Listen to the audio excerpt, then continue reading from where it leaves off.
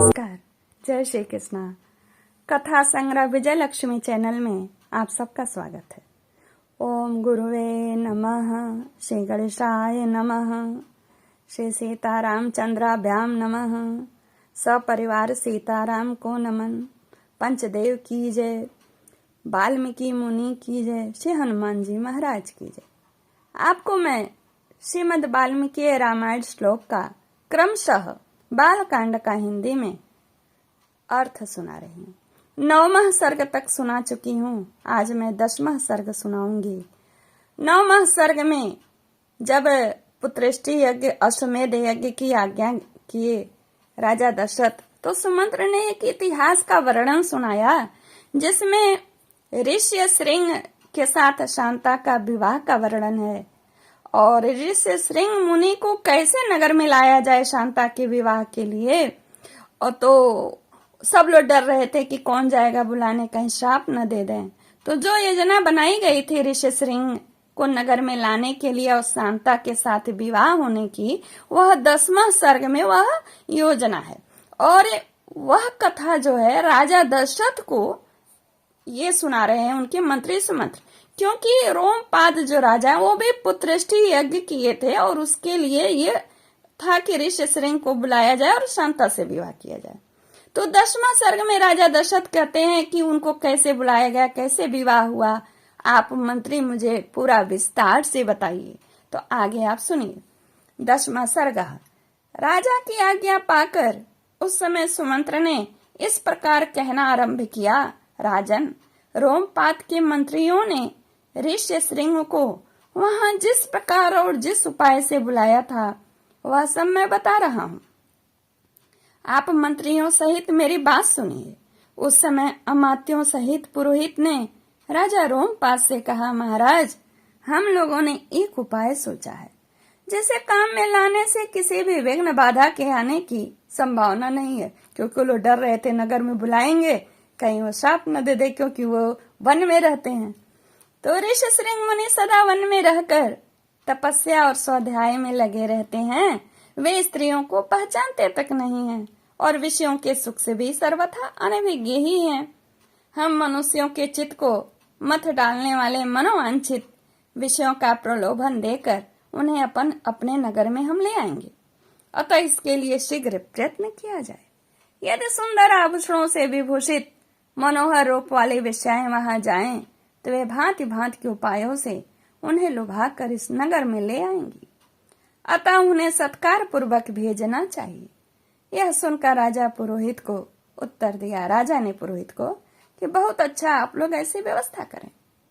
तब नगर की मुख्य मुख्य वेश्याएं राजा का आदेश सुनकर उस महान वन में गईं और मुनि के आश्रम से थोड़ी ही दूर पर ठहर कर उनके दर्शन का उद्योग करने लगी। मुनि कुमार ऋषि सिंह बड़े ही धीर स्वभाव के थे, सदा आश्रम में ही रहते थे। उन्हें सर्वदा अपने पिता के पास रहने में ही अधिक सुख मिलता था, अतः वे कभी आश्रम के बाहर नहीं निकलते थे। उन तपस्वी ऋषि कुमार ने जन्म से लेकर उस समय तक पहले कभी न तो कोई स्त्री देखी थी और न ही पिता के सिवा दूसरे किसी पुरुष का ही दर्शन किया था। नगर या राष्ट्र के गांव में उत्पन्न हुए दूसरे प्राणियों को भी वे नहीं देख पाए थे। तदंतर एक दिन भिम्भाटक कुमार, उनके पिता का नाम विभांडक कुमार था, ऋषि श्रृंग, उनके विभांडक कुमार ऋषि सिंह अकस्मात घूमते फिरते उस स्थान पर चले आए जहां वे वेश्याएं ठहरी हुई थी। वहां उन्होंने उन सुंदर वनिताओं को देखा। उन प्रमदाओं का वेश बड़ा ही सुंदर अद्भुत था और वे मीठे स्वर में गा रही थीं। ऋषि कुमार को आया देख सभी उनके पास चली आईं। इस प्रकार पूछने लगी, ब्राह्मण, आप कौन हैं, क्या करते हैं तथा इस निर्जन वन में आश्रम से इतनी दूर आकर अकेले क्यों विचर रहे हैं, यह हमें बताइए। हम लोग इस बात को जानना चाहते हैं। ऋषि श्रृंग ने वन में कभी स्त्री का रूप तो देखा नहीं था, और वे स्त्रियां थीं भी अत्यंत कमनीय रूप से सुशोभित। उन्हें देखकर उनके मन में स्नेह उत्पन्न हो गया। इसलिए उन्होंने उनसे अपने पिता का परिचय देने का विचार किया। वे बोले, मेरे पिता का नाम विभांडक मुनि है, मैं उनका औरस पुत्र हूँ। मेरा ऋष्य श्रृंग नाम और तपस्या आदि कर्म इस भूमंडल में प्रसिद्ध है। यहाँ पास ही तो मेरा आश्रम है। आप लोग देखने में परम सुंदर हैं, अथवा आपका दर्शन मेरे लिए शुभ कारक है। आप हमारे आश्रम पर चलें, वहां मैं आप सब लोगों की विधि पूर्वक पूजा करूंगा। ऋषि कुमार की यह बात सुनकर सब उनसे सहमत हो गई। फिर वे सब सुंदरी स्त्रियां उनका आश्रम देखने के लिए वहां गईं। वहां जाने पर ऋषि कुमार ने यह अर्घ है, यह पाद्य है तथा यह भोजन के लिए फल मूल प्रस्तुत है, ऐसा कहते हुए उन सबका विधिवत पूजन किया। ऋषि की पूजा स्वीकार करके वे सभी वहां से चले जाने के उत्सुक हुई। उन विभांडक मुनि का भय लग रहा था, इसलिए उन्हें शीघ्र ही वहां से चली जाने का विचार किया कि कहीं पोल न खुल जाए, हमारी योजना न खुल जाए और श्राप न दे दें। वे बोले, ब्राह्मण हमारे पास भी ये उत्तम उत्तम फल हैं, विप्रवर उन्हें ग्रहण कीजिए, आपका कल्याण हो।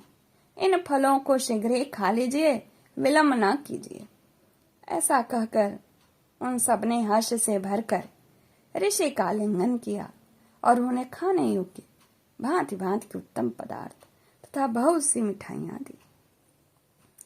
उनका रसास्वादन करके उन तेजस्वी ऋषि ने समझा कि ये भी फल है, क्योंकि उस दिन के पहले उन्होंने कभी भी वैसे पदार्थ नहीं खाए थे, और वे तो सदा वन में रहने वाले और वहीं की वस्तुएं खाते थे, तो उन्हें क्या पता। तत्पश्चात उनके पिता विभांडक मुनि के डर से डरी हुई वे स्त्रियां व्रत और अनुष्ठान की बात बताकर उन ब्राह्मण कुमार से पूछकर उसी बहाने वहां से चली गई। उन सबके चले जाने पर काश्यप कुमार ब्राह्मण ऋष्य श्रृंग मन ही मन व्याकुल हो उठे और बड़े दुख से इधर उधर टहलने लगे। तदंतर दूसरे दिन फिर मन से उन्हीं का बारंबार चिंतन करते हुए शक्तिशाली विभांडक कुमार श्रीमान ऋष्य श्रृंग उसी स्थान पर गए जहां पहले दिन उन्हें न वस्त्र आभूषणों से सजी हुई उन मनोहर रूप वाली वेश्याओं को देखा था। ब्राह्मण ऋषि श्रृंग को आते देख तुरंत ही उन वेश्याओं का हृदय प्रसन्नता से खिल उठा। वे सब की सब उनके पास जाकर उनसे इस प्रकार कहने लगे, सौम्य, आओ आज हमारे आश्रम पर चलो। यद्यपि यहाँ नाना प्रकार के फल मूल बहुत मिलते हैं, तथापि वहां भी निश्चय ही इन सब का विशेष रूप से प्रबंध हो सकता है। उन सबके मनोहर वचन सुनकर ऋष्य श्रृंग उनके साथ जाने को तैयार हो गए और वे स्त्रियां उन्हें अंग देश में ले गईं और वे लोग उसी लिए आए ही थे।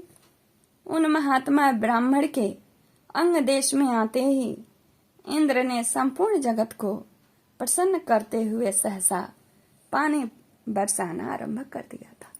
रोमपाद देश में पानी नहीं बरस रहा था ना, तो सभी लोग बोल रहे थे कि ऋषि श्रृंग ऋषि को लाइए तो पानी बरसेगा, तो उसी के निमित्त ये लाए गए। और विवाह का भी प्रसंग हम 9वें सर्ग सुनिएगा। वर्षा से ही राजा को अनुमान हो गया कि वे तपस्वी ब्राह्मण कुमार आ गए। फिर बड़े विनय के साथ राजा उनकी अगवानी की और पृथ्वी पर मस्तक टेक कर उन्हें साष्टांग प्रणाम किया। फिर एकाग्रचित्त होकर उन्होंने ऋषि को अर्घ्य निवेदन किया तथा उन्हें विप्र शिरोमणि से वरदान मांगा, भगवान आप और आपके पिताजी का कृपा प्रसाद मुझे प्राप्त हो।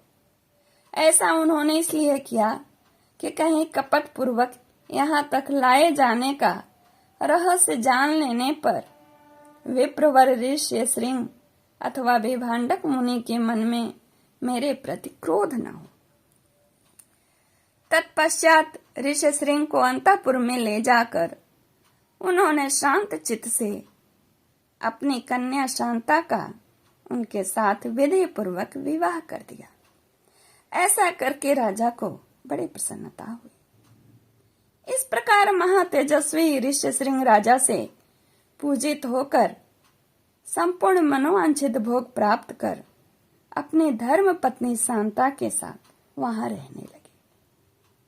इस तरह मैंने आपको श्रीमद् वाल्मीकि रामायण में निर्मित श्री वाल्मीकि द्वारा निर्मित आश रामायण आदि काव्य के बालकांड का मैंने 10वां सर्ग आपको पूरा सुनाया।